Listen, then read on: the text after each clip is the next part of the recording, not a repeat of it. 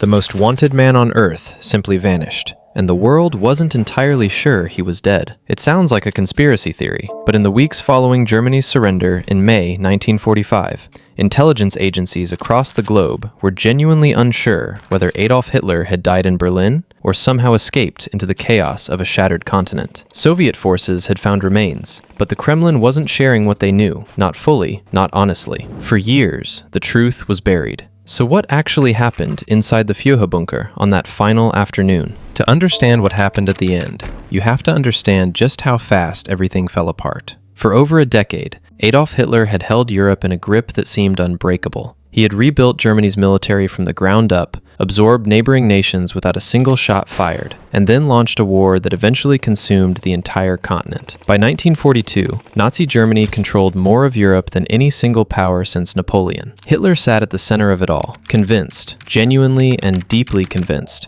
that history had chosen him to reshape the world. But history had other plans. By the time 1945 arrived, the war machine that had once seemed unstoppable was grinding itself to pieces on two fronts simultaneously. In the West, American, British, and Canadian forces had pushed through France and were advancing steadily into Germany itself. And from the East came something even more relentless, the Soviet Red Army. 2.5 million soldiers strong, marching toward Berlin with a fury that went beyond military strategy. These were men who had watched their cities burn and their families die. They weren't just fighting to win, they were fighting for something that looked a lot like vengeance. By April 16, 1945, the Soviets launched their final offensive, the Battle of Berlin. Within days, they had punched through Germany's outer defenses and were tightening the noose around the capital. Berlin, a city of over 4 million people, was being shelled around the clock. Buildings collapsed, streets flooded with refugees and retreating soldiers. The sky above the city had turned permanently orange from the fires, and Hitler, rather than flee, went underground. The Führerbunker was not exactly what the name might suggest.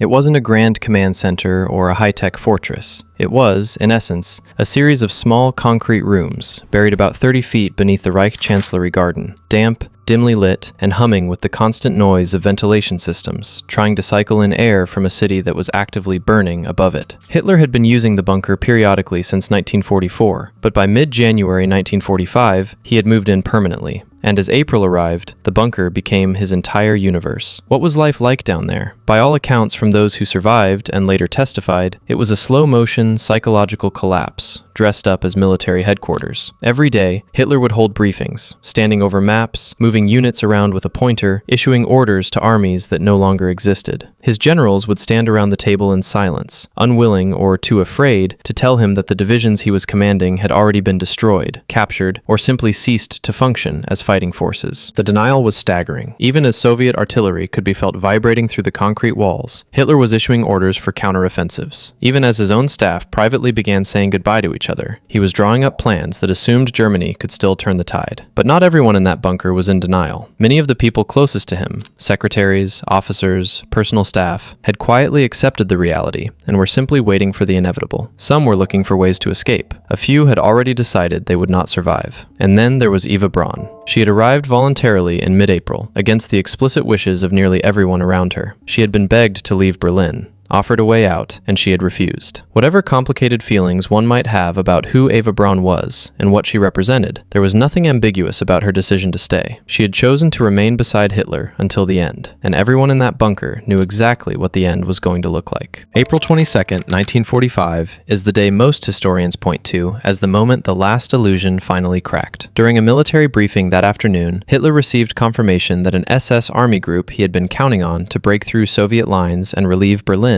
was not going to attack. It simply wasn't coming. The unit wasn't strong enough. The situation on the ground made it impossible. And when Hitler heard this, something inside him broke open. He erupted into a rage that witnesses described as unlike anything they had ever seen. And this was a man who had been known for explosive outbursts for years. He screamed for hours. He accused his generals of treason, cowardice, and deliberate betrayal. He railed against everyone who had ever served him. And then, in a moment that shocked the room into silence, he declared that the war was lost. Then, just as suddenly, he went very quiet. He told those present that he would not leave Berlin. He would not be taken prisoner. He would not be put in a cage and paraded through Red Square for Stalin's amusement. He would stay, and he would die in the city. and he wanted everyone to know that this was a deliberate, final, and completely non-negotiable decision. Over the following days, he began preparing. He dictated a political testament, a lengthy, self-justifying document that blamed Germany's destruction on the Jews, praised the German people for their sacrifice, and appointed a new government to succeed him. Reading it today, there is something almost incomprehensible about it. Even at the absolute end, surrounded by the wreckage of everything he had done, he could not conceive that he bore responsibility for any of it. And then, in the early hours of April 29th, something happened inside that bunker that no one could quite have predicted. Adolf Hitler married Eva Braun. A local municipal official was brought down into the bunker specifically for the ceremony. It was small, strange, and conducted against the constant background noise of a city being bombarded into rubble. The couple signed the marriage certificate. Champagne was brought out. A few of the remaining staff gathered as witnesses, and there was, by several accounts, a brief, surreal toast. Eva, reportedly, seemed lighter than she had been in days, almost happy. Those who were there said she was radiant, smiling in a way that felt genuine rather than performed. For a woman who had spent over a decade as Hitler's hidden companion, kept out of the public eye, never officially acknowledged, never given the recognition she apparently craved, this moment was something she had waited years for. She would at least leave the world as his wife. After the ceremony, Hitler retreated and spent hours composing his personal will. He listed his possessions. He made provisions for those he was leaving behind. And, with a clinical detachment that sent chills down the spines of those who later read the document, he noted simply that he and his wife had chosen to die rather than accept defeat or capture. He had already decided. Now he had written it down. April 30th, 1945. The Soviet army was close enough that their rifles could almost certainly be heard between artillery blasts. The bunker's ventilation system couldn't keep pace with the smoke drifting in from above. Everyone who remained knew that hours, not days, were left. That morning, Hitler moved through the corridors of the bunker in what witnesses described as a kind of living funeral procession. He went from room to room, shaking hands with officers, secretaries, and staff, slowly, deliberately,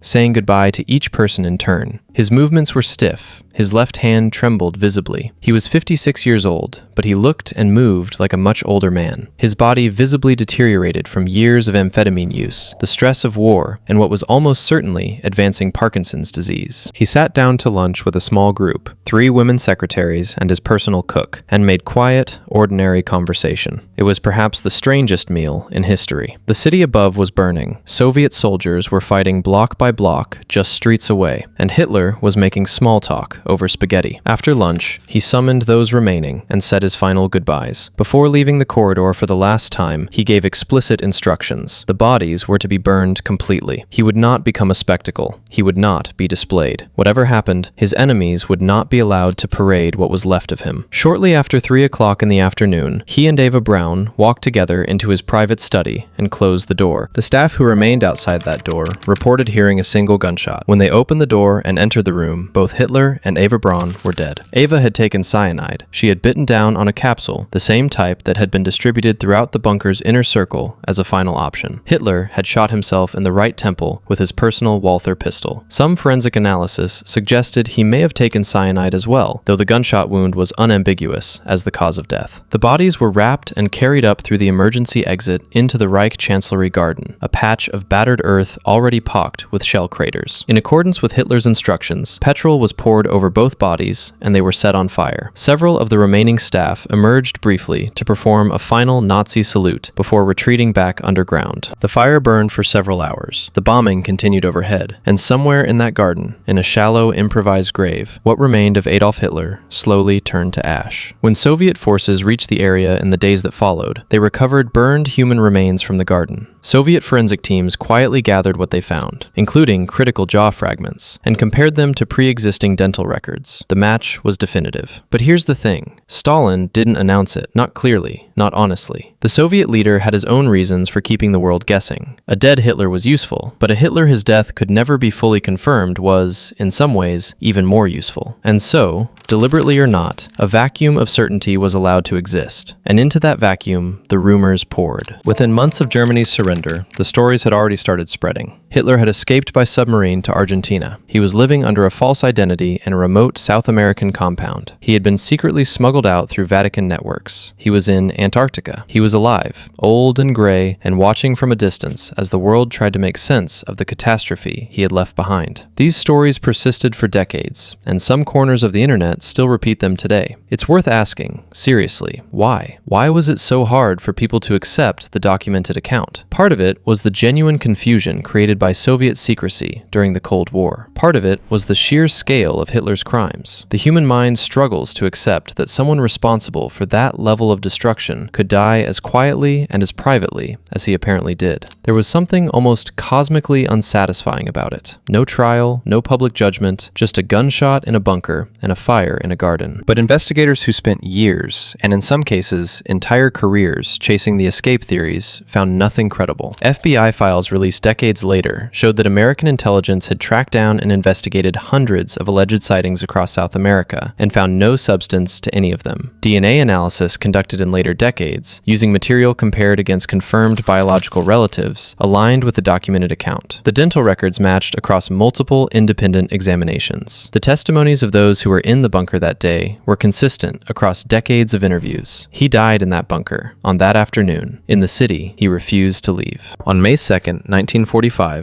Berlin officially surrendered. 6 days later, on May 8th, Germany signed an unconditional surrender that ended the war in Europe entirely. The world called it VE Day, Victory in Europe. Church bells rang from London to New York. People danced in the streets. The 1,000-year Reich had lasted 12 years, 3 months, and 8 days. What Adolf Hitler left behind defies easy summary. Tens of millions of people dead, a continent physically and psychologically shattered, the Holocaust, the deliberate, systematic murder of 6 million Jewish people and millions of others, a wound in human history that no amount of time will ever fully close. His death did not undo any of that. It did not bring back a single person who had been taken. It did not rebuild a single city that had been destroyed. But it did mark the closing of a door, the final collapse of a regime built entirely on the conviction that one man's vision of the world was worth any cost to anyone else. History has a way of settling those kinds of arguments eventually, and on the afternoon of April 30th, 1945, 30 feet underground in a burning city, it settled this one.